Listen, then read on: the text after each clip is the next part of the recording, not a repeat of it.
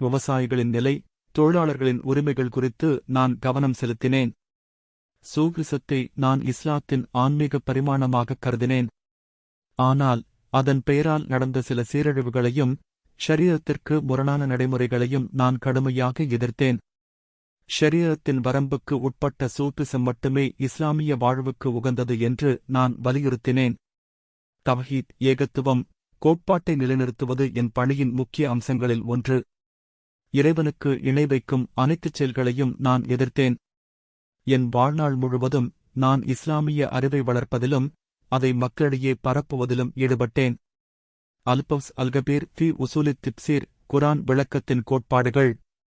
அல்முசவ்வா மின் அஹாதீஸ் அல்முவத்தா, இமாம் மாலிக் எழுதிய முவத்தா ஹதீஸ் 100க்கு விளக்கவரை.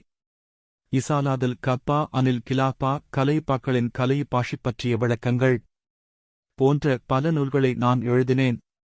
என் படைப்புகள் இஸ்லாமிய அறிவுலகில் ஒரு மறுமலர்ச்சிக்கு வித்திட்டன.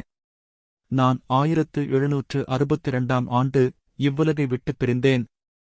என் உடல் மறைந்தாலும் என் சிந்தனைகள், என் எழுத்துக்கள், நான் வளர்த்தெடுத்த சீர்திருத்தக் கருத்துக்கள் இந்திய உபகண்டத்தில் மட்டுமல்லாமல் இஸ்லாமிய உலகெங்கிலும் பெரும் தாக்கத்தை ஏற்படுத்தின. தியோபந்த், தேவ்பந்த் போன்ற பிற்கால இஸ்லாமிய இயக்கங்களுக்கு என் சிந்தனைகள் அடிப்படையாக அமைந்தன. நான் ஷாவாலியில்லா. என் வாழ்வு இஸ்லாத்தின் தூய கொள்கைகளுக்காக போராடிய ஒரு வாழ்வு.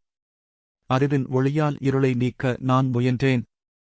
இஸ்லாமிய சமூகத்திற்கு நான் அளித்த செய்தி இதுதான்: குரானையும் சுன்னாவையும் உறுதியாகப் பற்றிக் கொள்ளுங்கள். சிந்தித்துப் பாருங்கள். நீங்களே உங்கள் அறிவின் மூலம் சத்தியத்தைக் கண்டடையுங்கள். அதுவே ஈருலக வெற்றியின் வழி.